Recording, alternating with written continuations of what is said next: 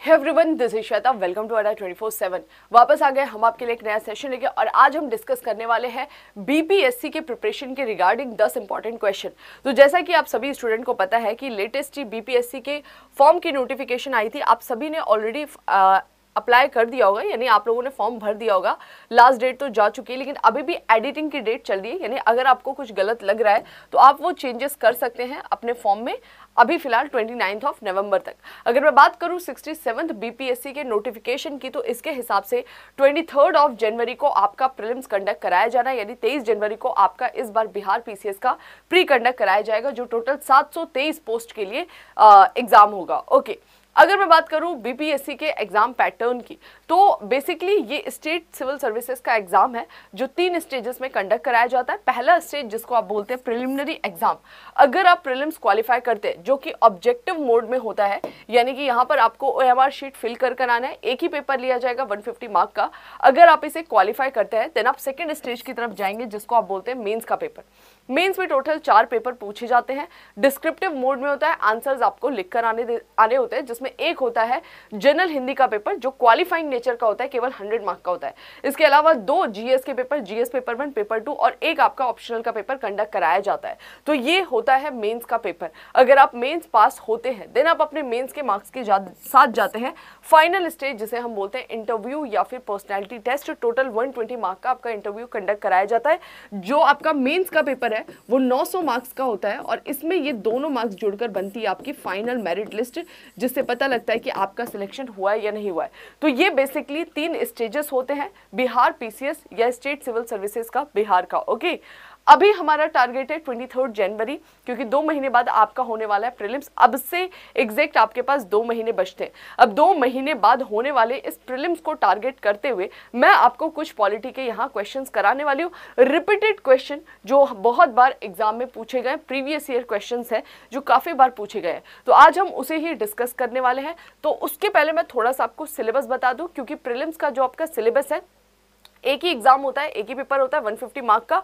तो ये इसका पूरा ओवरऑल सिलेबस है, जिसमें आपके कुछ क्वेश्चन जनरल साइंस के, कुछ question events of national and international importance यानी current affair, next history of Bihar and Indian history, geography mainly geography of Bihar, Indian polity and economy, changes in the economy of Bihar after post independence, Indian national movement and the role of Bihar, और last हो जाता है आपका general mental ability. यानी कि अगर मैं बात करूं बेसिकली प्रीलिम्स के सिलेबस की, जो एक ही पेपर होता है, इसमें आपका history, geography, polity, economy, science, environment, Bihar GK, current affair और प्लस कुछ क्वेश्चन आपके पूछे जाते हैं मैथ्स यानी जनरल मेंटल एबिलिटी के। अगर प्रीवियस लास्ट 4 ईयर का क्वेश्चन पेपर आप देखेंगे तो आपको पता लगता है कि हर साल ही लगभग 10 क्वेश्चन यहाँ से आपके पूछे जा रहे हैं। नेक्स्ट हमें डिस्कशन करना है हमारे कौन से पोर्शन के बारे में, यहां से किस तरह के क्वेश्चंस पूछे जाते हैं, क्योंकि मैं आपका यही सब्जेक्ट कवर कराती हूँ। तो मैं आज आपको पॉलिटी के रिपीटेड क्वेश्चन कराने वाली हूँ यहाँ पर। तो चलिए सेशन को देर नहीं करेंगे, जल्दी से स्टार्ट करते हैं।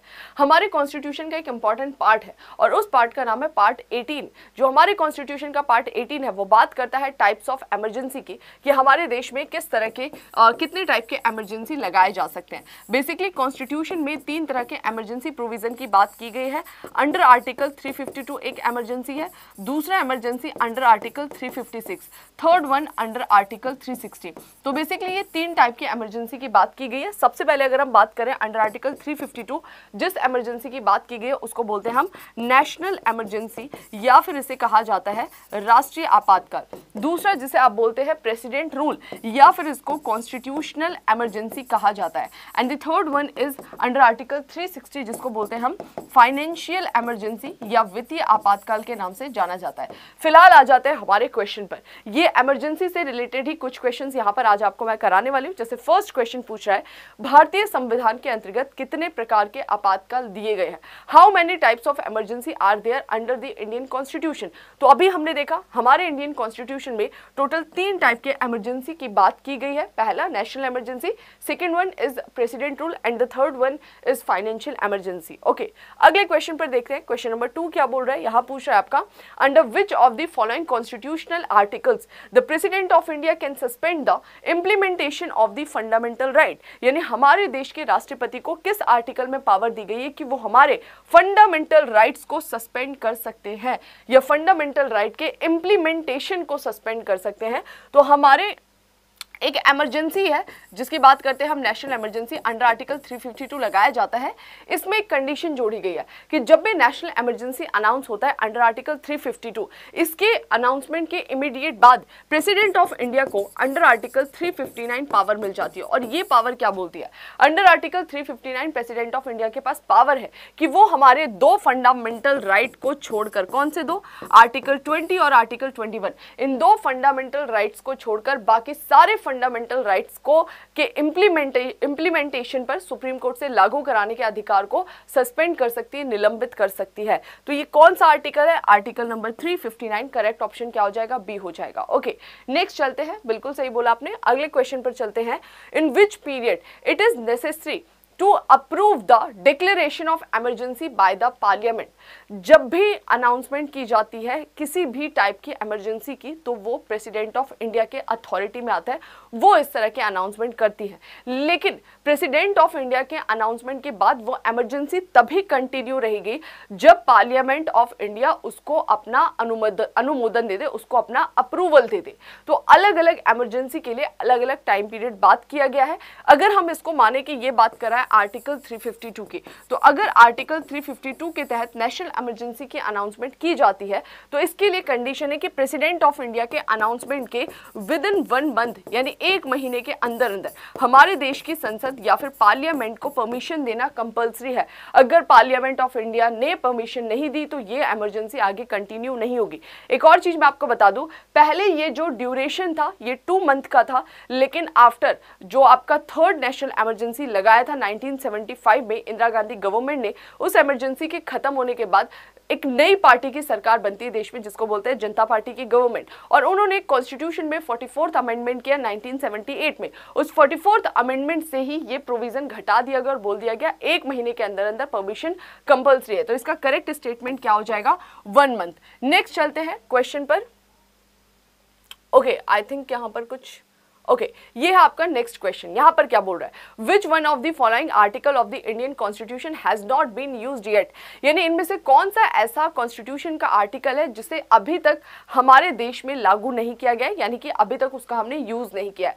तो टाइप्स ऑफ इमरजेंसी जब मैं डिस्कस करा रही थी, फर्स्ट टाइप की इमरजेंसी राष्ट्रीय आपातकाल अभी तक देश में 3 बार लागू हो चुका है। सेकेंड टाइप की इमरजेंसी प्रेसिडेंट रूल लगभग हर साल ही देश के किसी न किसी राज्य में लागू हो जाता है, 100 से ज्यादा बार अभी तक लागू हो चुका है। अगर हम पूरे कॉन्स्टिट्यूशन के लागू होने की बात करें तो थर्ड टाइप की जो इमरजेंसी है फाइनेंशियल इमरजेंसी, ये अभी तक हमारे देश में लागू नहीं हुई है। हालांकि 1990 में ऐसी सिचुएशन बनी थी जब हमें फाइनेंशियल क्राइसिस का सामना करना पड़ रहा था और ऐसा लग रहा था कि 1990s के आसपास फाइनेंशियल इमरजेंसी इंपोज करनी पड़ेगी। लेकिन उसी वक्त काफी सारे हमें international organisation, IMF, world bank ने बहुत कम इंटरेस्ट पर लॉन्ग टाइम पीरियड के लिए लोन दे दिया था, फंडिंग कर दी थी, जिसकी वजह से ये इमरजेंसी बच गई। बदले में हमने क्या किया था? हमने किए थे LPG reform, liberalisation, privatisation, globalisation. Okay, आ जाते हैं हमारे क्वेश्चन पर। तो यहां पर पूछा है कि कौन से टाइप का आर्टिकल अभी तक यूज नहीं किया गया है, तो इसका करेक्ट ऑप्शन क्या हो जाएगा? डी, आर्टिकल नंबर 360 अभी तक हमने लागू नहीं किया है कभी भी। ओके, नेक्स्ट क्वेश्चन क्या है? बहुत इंटरेस्टिंग है, ये भी आपका इमरजेंसी से है। राष्ट्रीय आपातकाल में लोकसभा की अवधि, duration of Lok Sabha in national emergency. तो देखो, जब भी हमारे देश में नेशनल इमरजेंसी लगती है वो किस आर्टिकल के अंडर इंपोज की जाती है? Under article 352। सेकेंड इंपॉर्टेंट चीज क्या है? कब लगाया जाता है नेशनल इमरजेंसी? वो कौन सी ऐसी सिचुएशंस हैं? तो इसके लिए 3 कंडीशन दी गई है। पहली कंडीशन, किसी देश ने अचानक से भारत पर हमला कर दिया हो, एक्सटर्नल एग्रेशन जिसे हम कहते हैं। दूसरा, वॉर, यानी कि हमारा और दो देश, किसी और देश के बीच में वॉर चालू हो जाए, युद्ध चालू हो जाए। And the last one is internal, last जिसको बोलते हैं आप आर्म्ड रिबेलियन या फिर सशस्त्र विद्रोह, यानी हमारे देश की जो सशस्त्र फोर्स, जो आर्म्ड फोर्सेस हैं, उनके द्वारा विद्रोह कर दिया गया, रिबेलियन कर दिया गया। तो ऐसी सिचुएशन में under article 352 national emergency impose की जाती है। अब ऐसी स्थिति है और इस सिचुएशन में हमारे देश में चुनाव नहीं कराए जा सकते और हमारे देश में पार्लियामेंट्री सिस्टम अडॉप्ट किया गया। क्या है पार्लियामेंट्री सिस्टम? क्या है संसदीय व्यवस्था? तो बेसिकली पार्लियामेंट्री सिस्टम में जहां भी जिस भी देश में ये व्यवस्था पाई जाती है वहां पर गवर्नमेंट यानी एग्जीक्यूटिव लेजिस्लेचर के अंदर से बनता है। जैसे हमारे देश में लोकसभा का चुनाव होता है और लोकसभा के चुनाव में जिस पार्टी को मेजॉरिटी में सीट मिलती है वही पार्टी बाहर जाके क्या करती है, गवर्नमेंट का फॉर्मेशन करती है। तो ये वाला जहां स्ट्रक्चर है वहां पे गवर्नमेंट का टेन्योर किस पर डिपेंड करता है, लोकसभा पर। और आपको पता है कि लोकसभा का कार्यकाल कितना होता है, 5 साल का होता है। अगर इमरजेंसी लगी हुई है उसी बीच लोकसभा का 5 ईयर का टेन्योर पूरा हो रहा है, तो ऐसे सिचुएशन में सरकार भी नहीं रहेगी, क्योंकि सरकार लोकसभा से ही बनी है और बिना सरकार तो देश में अव्यवस्था फैल जाएगी। तो इसके लिए क्या करा जाएगा, इमीडिएट इलेक्शन कराना पॉसिबल नहीं है, वॉर चल रहा है, ऐसी सिचुएशन है कि इलेक्शन नहीं हो सकता। तो उसके लिए हमारे कॉन्स्टिट्यूशन में प्रोविजन है कि अंडर आर्टिकल 352 अगर नेशनल इमरजेंसी इंपोज की गई है और लोकसभा का टेन्योर पूरा हो रहा है तो पार्लियामेंट ऑफ इंडिया एक बार में लोकसभा का कार्यकाल 1 साल के लिए एक्सटेंड कर सकती है। अगर आफ्टर 1 ईयर भी सेम सिचुएशन बनी हुई है, नेशनल इमरजेंसी कंटिन्यू है, तो उसको फिर से वो 1 ईयर के लिए एक्सटेंड कर सकती है। और ऐसे कितनी बार 1 साल के लिए बढ़ा सकती है, अनिश्चित काल तक, इनडेफिनेट पीरियड तक, जब तक इमरजेंसी जैसी सिचुएशन बनी हुई है। तो इसका करेक्ट ऑप्शन क्या हो जाएगा, ये हो जाएगा can be extended for 1 year only. Last question है हिस्टोरिकल बैकग्राउंड टॉपिक से, बहुत इंपॉर्टेंट है, देख लेते हैं। यहाँ पर क्वेश्चन पूछा है which one of the following pairs is correctly match. यहाँ पर जब आप लोग वो पढ़ेंगे, ब्रिटिश जब इंडिया में रूल कर रहे थे तो कौन कौन से एक्ट लेकर आए थे, मैंने आपको बताया हुआ है अपने रेगुलर क्लासेस में। तो जब ब्रिटिश इंडिया में रूल कर रहे थे उस समय उनके द्वारा काफी सारे एक्ट लाए जाते हैं 2 टाइम पीरियड में। जब ब्रिटिश ईस्ट इंडिया कंपनी के माध्यम से रूल करती है, इनडायरेक्ट रूल, तब बहुत सारे एक्ट आते हैं। और जब ब्रिटिश क्राउन डायरेक्ट रूल करती है क्राउन के नाम से, तब भी बहुत सारे एक्ट आते हैं। उन एक्ट से रिलेटेड काफी क्वेश्चन पूछे जाते हैं। यहां पर आपको कुछ स्टेटमेंट्स दिए गए यानी एक्ट के नाम दिए गए और पूछ रहा है कि इसमें से कौन सी बात उस एक्ट में की गई थी। तो अगर यहां पर पहला स्टेटमेंट देखिए, केंद्र में द्वैध शासन प्रणाली यानी कि सेंटर में जो डायरकी सिस्टम है इसको कब इंट्रोड्यूस किया गया था, 1919? नहीं जी। तो आपको ध्यान रखना है, ओके, डायरकी सिस्टम जो है एक्चुअली जो है ये 1919 के एक्ट में द्वैध शासन प्रणाली जो है लाई गई थी सेंटर में, सेंटर में नहीं लाई गई थी, प्रांतों में लाई गई थी। तो फर्स्ट स्टेटमेंट जो है वो गलत हो जाएगा। अगर इसकी जगह स्टेट लिखा होता तो ये करेक्ट हो जाएगा ऑप्शन। सेकंड स्टेटमेंट क्या है, पोर्टफोलियो प्रणाली कब लाया गया था, पोर्टफोलियो सिस्टम 1861 के एक्ट में, बिल्कुल। तो लॉर्ड कैनिंग के द्वारा पोर्टफोलियो लाया गया था और उस पोर्टफोलियो को 1861 के एक्ट में अनुमति दी गई थी। तो सेकंड स्टेटमेंट इसका करेक्ट हो जाएगा। बाकी दो हमें देखने की ही जरूरत नहीं है, फिर भी चाहे तो अगर आप देखना चाहे तो देख सकते हैं। जैसे बाई कैमरल सिस्टम इंडिया में कब इंट्रोड्यूस किया गया था, ये लाया गया था आपका 1919 के एक्ट से। इसी तरह इंडिया में गवर्नर जनरल यानी भारत का गवर्नर जनरल का पद कब बनाया गया था, तो ये 1853 के एक्ट से नहीं बल्कि 1833 के एक्ट में जो गवर्नर जनरल ऑफ बंगाल थे उन्हें बना दिया गया गवर्नर जनरल ऑफ इंडिया। और ऐसे पहले गवर्नर जनरल होते हैं लॉर्ड विलियम बेंटिक। तो इसका करेक्ट स्टेटमेंट कौन सा हो जाएगा, बी इसका करेक्ट स्टेटमेंट हो जाएगा। तो आपको यहां से थोड़ा सा मैम मैं यूपीपीसीएस से हूं या तैयारी कर रहा हूं, वेरी गुड भाई। तो देखो इस टाइप के क्वेश्चंस जो है आपके स्टेट पीसीएस में पूछे जाते हैं। मेरा मोटिव इन क्वेश्चंस को कराना सिर्फ ये था कि भाई आपको थोड़ा आइडिया लग सके अप्रोच क्या होनी चाहिए, किस टाइप के क्वेश्चन स्टेट पीसीएस के एग्जाम में पूछे जाते हैं। फिलहाल मैं आप सभी के लिए एक स्पेशल अनाउंसमेंट भी करने वाली हूँ। 23 जनवरी को है आपका बिहार प्रीलिम्स का पेपर। आप में से जितने भी बच्चों ने फॉर्म अप्लाई किया है, जो भी आपने प्रिपरेशन करी है या चल रही है, बहुत अच्छी चीज है। लेकिन अब देखो वो टाइम आ चुका है कि एक दिन भी आप अपना वेस्ट मत करें। पूरे 2 महीने बाद आपका पेपर होने वाला है, यानी 23 जनवरी को पेपर होना है। तो पूरा दिसंबर और जनवरी 2 महीने बचे, बिल्कुल ये पीक टाइम है आपकी प्रिपरेशन का। और इसी को ध्यान में रखते हुए ये कंप्लीट प्रीलिम्स का क्रैश कोर्स लॉन्च किया गया है। यानी ये एक टारगेटेड बैच है। यहां पर हम बहुत तेजी के साथ में प्रीलिम्स को टारगेट करते हुए सारी चीजें आपकी कवर कराने वाले, बहुत तेजी से। यानी हमारे इस क्रैश कोर्स से डायरेक्टली आपको क्वेश्चन मिलने वाले प्रीलिम्स में, चाहे हम बात करें जीएस पोर्शन की या बिहार जीके की या करंट अफेयर की या फिर हम बात करें आपके जनरल मेंटल एबिलिटी मैथ्स की। तो अब आपके पास टाइम बहुत कम बचा है और मैं चाहती हूं कि आप हमारे इस कोर्स से जुड़िए और जुड़कर एक डिटेल स्ट्रेटेजी के साथ में प्रिपरेशन चालू करिए। आप खुद भी जो पढ़ रहे हैं उसको कंटिन्यू रखिएगा, लेकिन जो हमारे क्लास के आवर्स हैं इनमें लाइव आइए, इन बैचेस को ज्वाइन करो। इससे बेनिफिट क्या मिलेगा कि जो इंपॉर्टेंट चीजें वो सब हम आपको क्लास में करा रहे हैं उसको आप अच्छे से पढ़ो, उसको याद करो और उसके बाद से जो आप एक्स्ट्रा चीजें कर रहे हैं उनको करते रहिए। तो इसका आपको बहुत ज्यादा बेनिफिट मिलेगा। Last 2 month state civil services के लिए बहुत इंपॉर्टेंट होते हैं। आपने चाहे साल में कुछ पढ़ा है नहीं पढ़ा है, यूपीएससी नहीं है, स्टेट का एग्जाम है, वो भी बिहार स्टेट का, तो बहुत सही क्वेश्चन आते हैं, इजीली आप इसे कवर कर लेंगे। ठीक है, तो इस बैच को ज्वाइन करना चाह रहे करिए, मैं पर्सनली सजेस्ट करूंगी बिल्कुल करिए, 1% भी सोचिए मत। इसको ज्वाइन करने के लिए आपको क्या करना है, गूगल करना है अडा 24/7।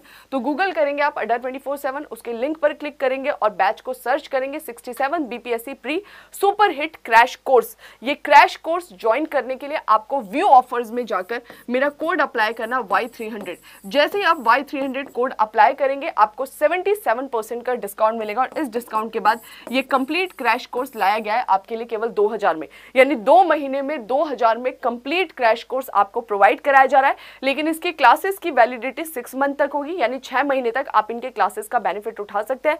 बैच कब से स्टार्ट हो रहा है, 10 दिसंबर से ये बैच स्टार्ट हो रहा है और इसकी क्लासेस चलेंगी दोपहर 11 से लेकर शाम के 6 बजे तक, यानी लगातार हम आपको यहाँ पर पढ़ाने वाले 8 घंटे बीपीएससी का क्रैश कोर्स है। सुबह से लेकर शाम तक आप हमारे साथ पढ़ेंगे और जो हम आपको पढ़ाएंगे उसको आपको रिवाइज करेंगे और 2 महीने अगर आप हमारे साथ लगकर प्रिपरेशन कर लेते तो 100% प्रीलिम्स आपका इस बार बीपीएससी का कोई नहीं रोक पाएगा। ठीक है, तो मैं उम्मीद करती हूँ आपको ये सारी चीजें समझ में आ गई होंगी। इसके अलावा ऐसे स्टूडेंट जो बिहार न केवल प्रीलिम्स बल्कि मेंस की या फिर इंटरव्यू की, ऑप्शनल की डिटेल से प्रिपरेशन करना चाह रहे हैं, उन बच्चों के लिए कंप्लीट महापैक लाया गया बीपीएससी का। इस महापैक को ज्वाइन करने का बेनिफिट क्या मिलेगा, 1 साल तक जितने भी हमारे पेड कोर्सेज लाए जाएंगे वो सारे पेड कोर्सेज आपको फ्री में प्रोवाइड कराए जाएंगे। लाइव क्लासेस तो 1 साल तक मिलेंगी ही मिलेंगी, प्री की, मेंस में इंक्लूडिंग है, ऑप्शनल भी सारे यहाँ पर आपको फ्री में प्रोवाइड कराए जाएंगे।